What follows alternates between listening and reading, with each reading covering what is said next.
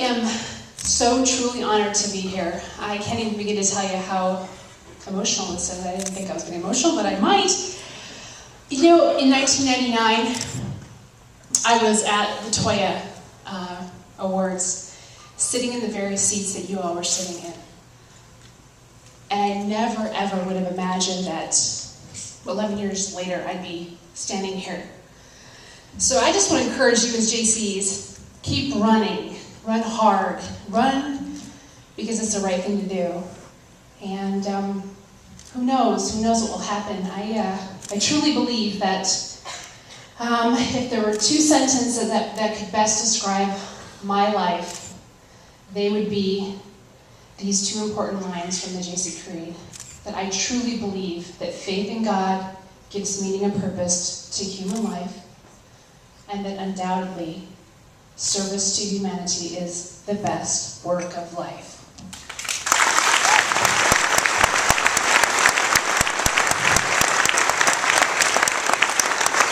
As a young girl growing up, I remember always having a very altruistic heart, wanting to improve the world I lived in, wanting to make a difference. And often I would encounter naysayers, people that would say things like, you know, you can't really change things. People will never change, the world will never change. But even as a young girl, I remember thinking to myself, watch me. And perhaps you have felt the same way. And I just want to encourage you to keep holding fast. Watch me. Because I believe that not only can you change the world, but it's the only thing that ever has, is when people rise up and do the right thing. You know, Martin Luther King Jr. once said, "Love is the only force capable of transforming an enemy to a friend." And that really has been kind of a quote that's motivated my life. I believe it, and I've seen it in action. I think that all of us have stories, have life experiences that didn't necessarily happen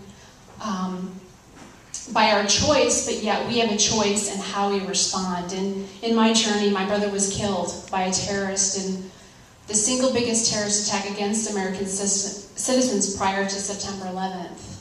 And I made a choice to really travel the road less traveled, to walk in a different spirit.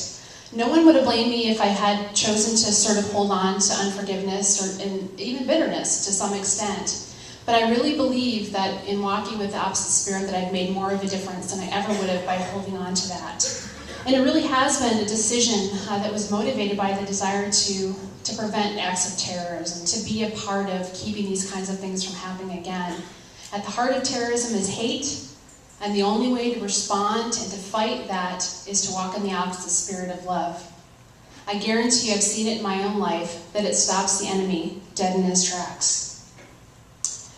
You know, M. Scott Peck once said, "The whole course of human history may depend on a change of heart in one solitary and even humble individual. For it is in the solitary mind and soul of the individual that the battle between good and evil is waged and ultimately won or lost."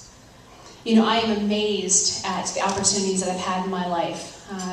I've had the opportunity to address heads of state, to tell my story with leaders of nations like Libya, Egypt, Jordan, Israel, but also to serve the poorest of the poor in places like Sudan, Zambia, and Egypt.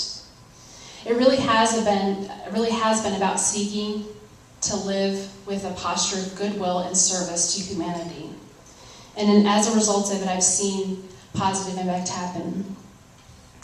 You know, throughout this journey, I've had so many people that have helped me. I've had family and friends. I just want to thank a few of them now. I want to thank my family for instilling in me the belief that I could do anything that I set my mind to. I want to thank my brother Ken, whose death really has shaped a better part of my life. It wouldn't have been a choice that I would have brought upon myself or my family, but I had a choice to make his death not be in vain. I want to thank my friends who've encouraged me through the hard times. And I want to thank my board members and volunteers who've helped me carry the load. And most of all, I'd like to thank you all here in this room who cared enough to stand up and say, we value people who choose to live differently. We value people who choose to live with intention. Because it isn't about me. It really speaks a louder message in a world that continues to get darker and darker. That we will respond in love. And as we do, we see things getting lighter and lighter and lighter. I really believe what you do changes the spiritual climate of the world that we live in. So thank you so much, and God bless.